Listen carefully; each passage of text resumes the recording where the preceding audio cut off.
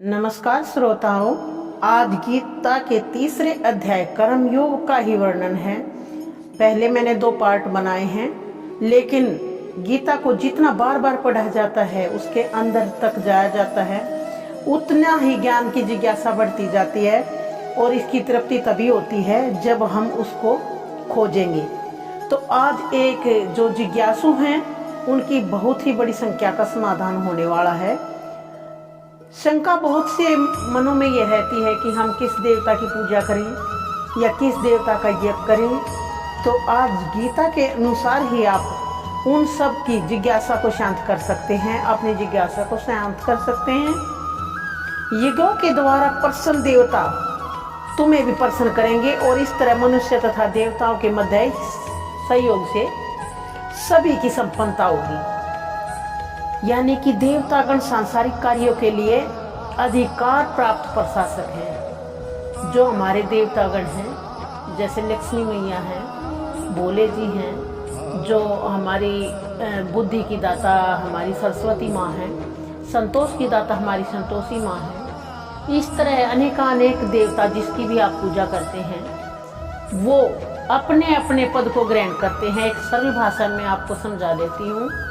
जैसे आज हमारे भारत में मोदी जी की सरकार है, लेकिन उस सरकार के रहते हुए भी हमारे बिजली विभाग के मंत्री अलग हैं, विदेश मंत्री अलग हैं, शिक्षा मंत्री अलग हैं, परिवहन मंत्री अलग हैं।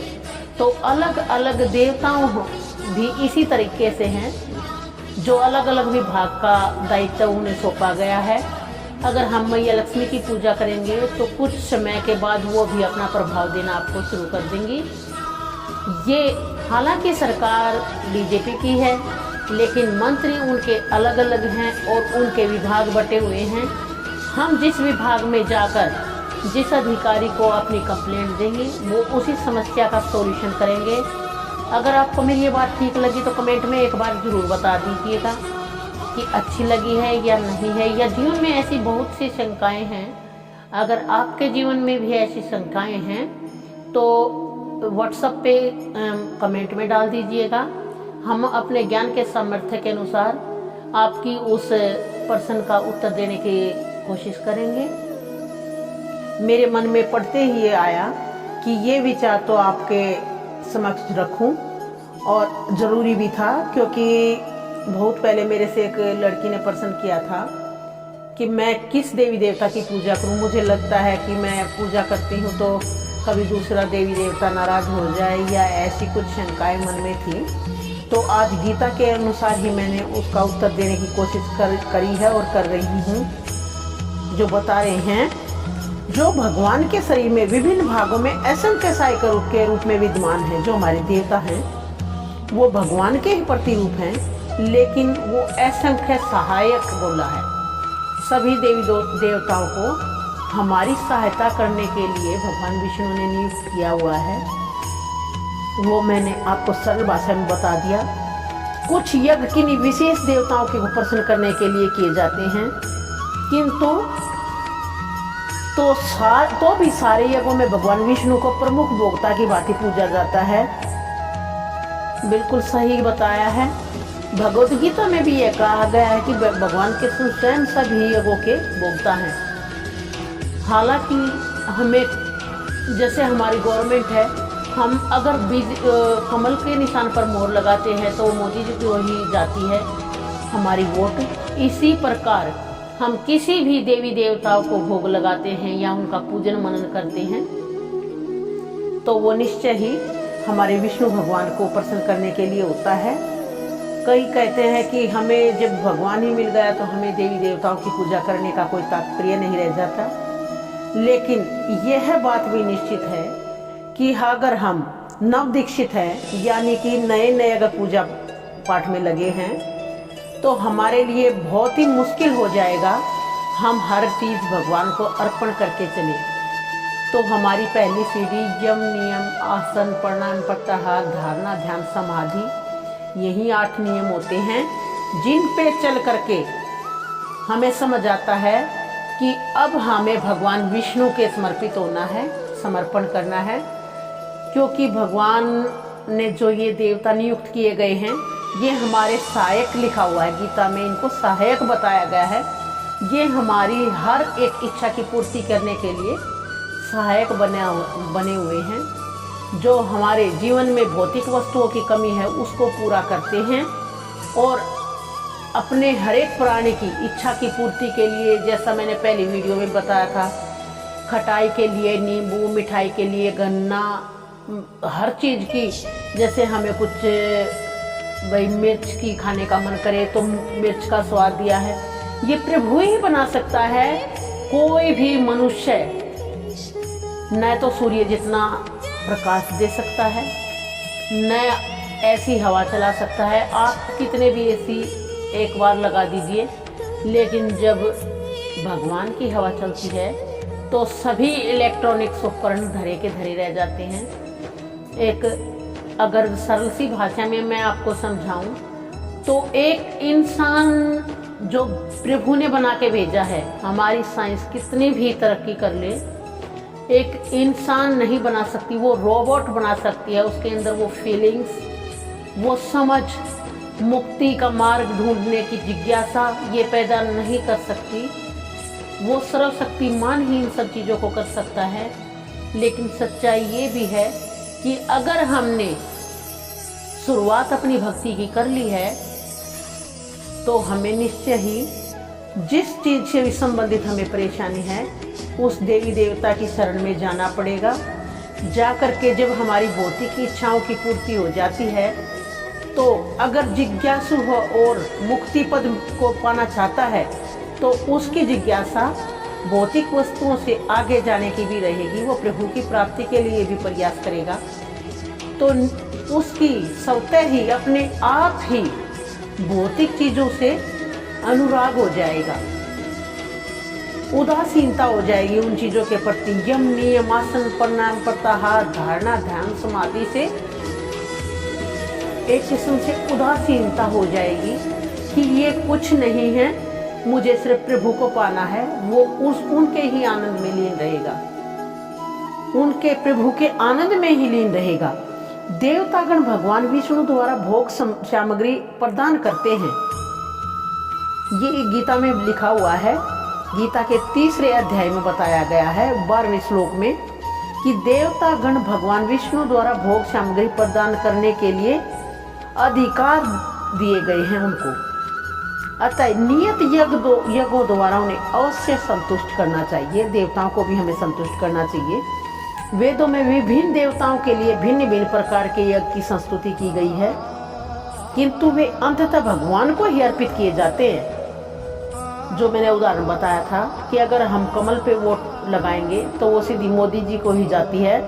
ये हमारी सरल भाषा में इसका उदाहरण हुआ, लेकिन गीता में बता दिया है इसमें कि वेदों में विभिन्न देवताओं के लिए भिन्न भिन्न प्रकार के यज्ञों की संस्तुति की गई है, किंतु वे सब अंततः भगवान विष्णु को ही अर्पित किए जाते हैं। किंतु जो यह नहीं समझ सकता कि भगवान क्या है, कितनी अच्छी बात बताई है, जो ये नहीं समझते कि भगवान क्या है, उनको भी समझाने का प्रयास हमारी गीता ने किया है। भगवान क्या है, उसके लिए देव यज्ञ का विधान है। जो ये मानता है कि भगवान क्या है, उसके लिए देव यज्ञ का विधान है। जो भगवान को जान गया उसके लिए देव यज्ञ का विधान नहीं है। अनुष्ठानकर्ता के भौतिक गुणों के अनुसार वेदों में विभिन्न प्रकार के यज्ञों का विधान है। जो अनुष्ठान करता है, जो ये नहीं समझ पा रहा है कि भगवान क्या है, वो अनुष्ठान करके भगवान को पाना चाहता है या अपनी भौतिक चीज़ों को पाना चाहता है, तो जैसे मांसाहारियों को काली देवी की पूजा करनी चाहिए, जो हमारी माँ काली है उसकी पूजा करने के लिए बताया है। और जो भौतिक प्रकृति की घोर रूपा है और देवी के समक्ष पशु बलि का भी आदेश है। किंतु जो सत्वगुणी हैं, जो शाकाहारी हैं, उनके लिए विष्णु की दिव्य पूजा बताई जाती है। अंततः समस्त यज्ञों का ध्येय दिव्य प्राप्त करना है, दिव्य पद प्राप्त करना है। जब हम देवी देवताओं की पूजा करते हैं तो वो उनके अधिकार में जो वस्तु वो हमें प्रदान करते हैं। और अगर हम अज्ञानी या छद्म हैं तो हम निश्चय ही उन भौतिक वस्तुओं में फंसकर अपना जो आखिरी लक्ष्य है हमारा वो भूल जाते हैं, तो उसी भौतिक जीवन में ही फंसे रह जाते हैं। लेकिन अगर जो ज्ञानी प्रभु को प्राप्त कर लेता है, करना चाहता है, तो वो निश्चय उन सब भौतिक जो जीवन की हमारी चीज़ें हैं उनको भोगता हुआ भी प्रभु के परम पद को प्राप्त कर लेता है। किंतु मनुष्य को यह जानना चाहिए, गीता में लिखा गया है कि सामान्य व्यक्तियों के लिए कम से कम 5 यज्ञ आवश्यक हैं, जिन्हें पंच महायज्ञ कहते हैं। किंतु मनुष्य को यह जान लेना चाहिए कि जीवन की सारी आवश्यकताएं भगवान के देवता प्रतिनिधियों के द्वारा ही पूरी करी जाती है। एक जो नवदीक्षित हैं वे भी ये सुन लें कि अगर हमें अपनी इच्छाएं पूरी करनी हैं तो हमें निश्चय ही उनसे संबंधित देवताओं की पूजा अर्चना करनी पड़ेगी, उनको खुश करना पड़ेगा। कोई कुछ बना नहीं सकता, वो देवताओं से बनाई जाती हैं। भगवान विष्णु ने को आदेश दिया हुआ है, अधिकृत किए हुए हैं। जैसे बताया है कोई कुछ बना नहीं सकता। उदाहरण के लिए बताया, मानव समाज के भोज्य पदार्थों को ही ले लें। इन भोज्य पदार्थों में शाकाहारी के लिए अन्न, फल, शाक, दूध, चीनी इत्यादि जो भी बना रखे हैं ये नेचुरल है, ये किसी इंसान के द्वारा बनाई हुई चीज़ें नहीं, ये प्रकृति से हमें प्राप्त हुई है। और मांसाहारियों के लिए भी मांसा आदि जिनमें से कोई भी मनुष्य इन पदार्थों को नहीं बना सकता। कोई कबूतर, चिड़िया या मुर्गी, बकरा, जो भी मांसाहारियों के लिए जो भी विधान है खाने का, तो वो वस्तुएं क्या इंसान बना सकता है? वो इंसान नहीं बना सकता। एक और उदाहरण ले ले, जैसे ऊष्मा है, प्रकाश है, जल, वायु आदि जो जीवन के लिए आवश्यक हैं, इनमें से किसी को भी किसी मानव द्वारा नहीं बना जा सकता। परमेश्वर के बिना न तो प्रचुर प्रकाश मिल सकता है, न चांदनी, वर्षा, प्रातःकालीन जो समीर होता है, सूर्य की भौती सोनी किरणें, जिनके बिना मनुष्य जीवित नहीं रह सकता। स्पष्ट है कि हमारा जीवन भगवान द्वारा प्रदत्त वस्तुओं पर आश्रित है।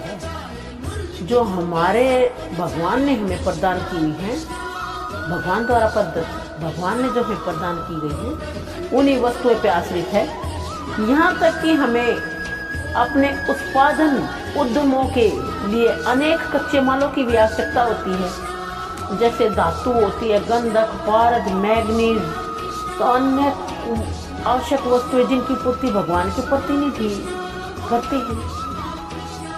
भगवान के प्रतिनिधि यानी कि जो हमारे देवी देवता वो करते हैं। इस उद्देश्य से करते हैं कि हम इनका समुचित उपयोग करके आत्म साक्षात्कार के लिए अपने आप को स्वस्थ एवं पुष्ट बनाएं।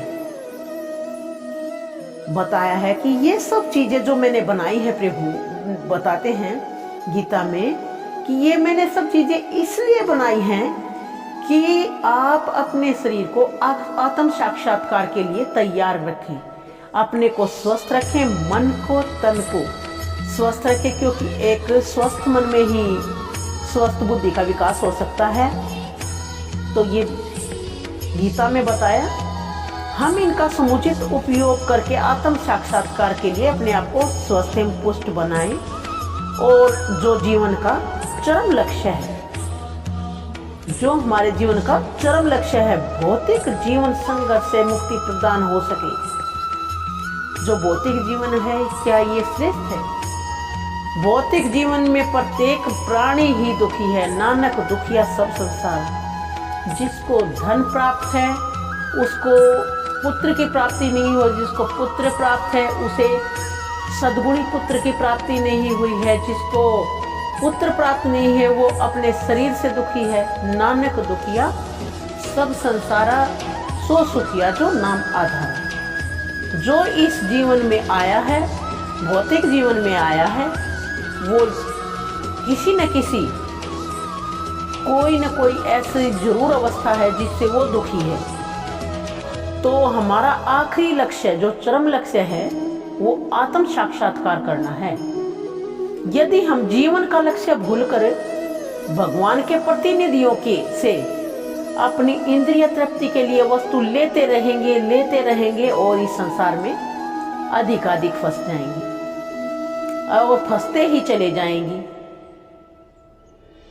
जो सृष्टि का उद्देश्य नहीं है, जो सृष्टि का ये उद्देश्य नहीं कि हम इस भौतिक जगत में फंस जाएं, तो और अगर हम फंस गए हैं तो हम निश्चय ही हम चोर हैं। यहाँ पर हमारी गीता ने हमें चोर की संज्ञा दी गई है। अगर हम भौतिक वस्तुओं से अपने आप को तृप्त मानकर इसी जीवन में भगवान को भूलकर रह रहे हैं तो निश्चय ही हम चोर हैं, और इस तरह हम प्रकृति के नियमों के द्वारा दंडित अवश्य होंगे।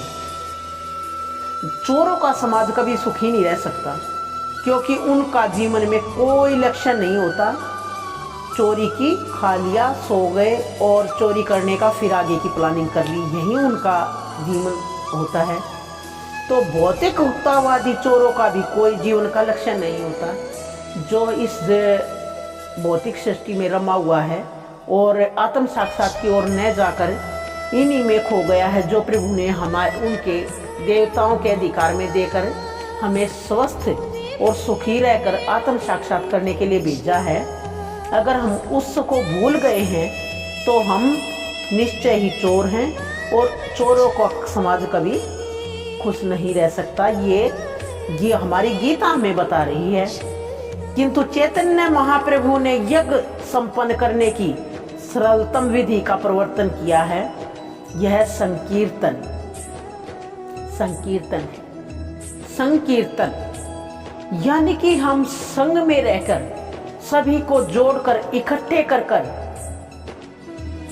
सत्य का संग करें, संकीर्तन करें।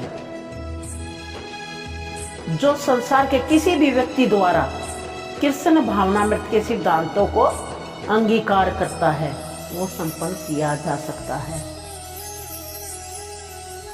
जो कृष्ण भावना, बात बहुत गहरी है। हो सकता है मैं इसे पूर्णतया समझाने में सक्षम न हूँ, क्योंकि हरि अनंत हरि कथा अनंता, लेकिन मैं इसको बिल्कुल अंदर तक समझ चुकी हूँ। जो कृष्ण भावनामृत के सिद्धांतों को अंगीकार करता है, जो प्रभु के बनाई हुई सृष्टि के हर सिद्धांत को अंगीकार करता है, उसके द्वारा ही संकीर्तन को संपन्न कराया जा सकता है, अन्यथा को नहीं। और अन्यथा जो आते हैं, बहुत से कीर्तन करते हैं, ये संकीर्तन, ये मनोरंजन हो सकता है, प्रभु के नाम का मनोरंजन हो सकता है, लेकिन ये संकीर्तन नहीं है। संकीर्तन किसी कृष्ण भावनामृत के सिद्धांतों को अंगीकार करने वाला व्यक्ति ही करा सकता है। आज अपनी ही एक घटना बता देती हूँ। कल हमारे ही कोई जानने वाली थी बहन, उन्होंने हमारे को सत्संग के लिए बुलाया। तो हम किसी प्रकार का वाद्य यंत्र वगैरह कुछ नहीं ले रखा है, और भगवान से ही कुछ जिज्ञासा है, कुछ प्राप्त कर ली है। तो उसी का अनुसरण करते हुए हम चले गए, और जैसा ही हमारे मन में जो भी भावना आई, हमने वहाँ गाया, सुनाया। तो वहाँ जो भी आई हुई थी माताएं बहनें, वो बहुत ही प्रसन्न होकर के कह रही थी कि हमें ये बहुत ही अच्छा लगा, बहुत ही अच्छा लगा। इसमें मेरा कोई अतिशयोक्ति नहीं मैं कर रही हूँ, अतिशयोक्ति मैं नहीं कर रही हूँ, लेकिन एक बात निश्चय ही है, अगर हमारे पास जो वस्तु है हम उसी को दे सकते हैं, बनावटी चीज़ों को हम नहीं दे सकते। बनावटी चीज़ें हम नहीं दे सकते। जैसे मेरे अंदर शांति नहीं है, तो मेरे किसी भी बात से किसी को कोई भी शांति नहीं पहुँचेगी। ये एक भगवान का सिद्धांत है, ये भी एक प्रकार की ऊर्जा है जो हम एक दूसरे में रूपांतरण कर सकते हैं। तो अगर मेरे सत्संग से, मेरे कीर्तन से, मेरे भजनों से किसी को आनंद नहीं पहुंचता या उनका मन खुश नहीं होता, तो मैं समझती हूँ कि वो मेरे द्वारा किया हुआ कार्य व्यर्थ है। मेरे द्वारा वह कार्य किया हुआ व्यर्थ है। तो भगवान से मैं चाहूँगी मेरे अंदर वो सभी गुण पैदा करें जो एक भक्त के अंदर होते हैं। और ये मन से कह रही हूँ आपके अंदर भी, अगर आप सुन रहे हैं और इसको स्वीकार कर रहे हैं जो हमारी गीता ने हमारे को बताया है, तो निश्चय ही सद्गुणों का प्रवेश होगा। ये मेरा आपसे वादा है, ये मेरा आपसे आज ही मैं शर्त ला के बोल रही हूँ कि मेरा वायदा है कि आप भी निश्चय ही आत्म साक्षात्कार करेंगे। ये कोई इतनी बड़ी सीढ़ी नहीं है कि जो हम प्राप्त ना कर सकें, हम इसको प्राप्त कर सकते हैं और हमें करना चाहिए, क्योंकि ये हमारा चरम लक्ष्य है। चरम लक्ष्य है, हमें समर्पण प्रभु के सामने कर देना चाहिए, चाहे वो इंद्रिय तृप्ति की बात हो, चाहे हमारे भौतिक जीवन से संबंधित कोई घटना हो। तो आज के इस अध्याय में इतना ही। मेरे से कोई भूल हुई हो तो क्षमा कर दीजिए। अगर आपके जीवन में कोई शंका है तो व्हाट्सएप पे मैसेज भेजिए, मैं कल उनका नाम सहित वर्णन करूंगी। मेरे सामर्थ्य के अनुसार, मैं अपनी बुद्धि के अनुसार उसको समझाने का प्रयास करूंगी। तो कोई भी जीवन में ऐसी समस्या, देखो जीवन समस्याओं का ही नाम है, संघर्ष का ही नाम है। अगर आपके जीवन में ऐसी कोई भी समस्या है तो आप व्हाट्सएप पे अपनी समस्या डालिए और उसका समाधान अगले ही दिन आपको नई वीडियो में मिल जाएगा। आपके नाम सहित वो समाधान मैं भेजूंगी। धन्यवाद। जय श्री कृष्ण, जय श्री कृष्ण।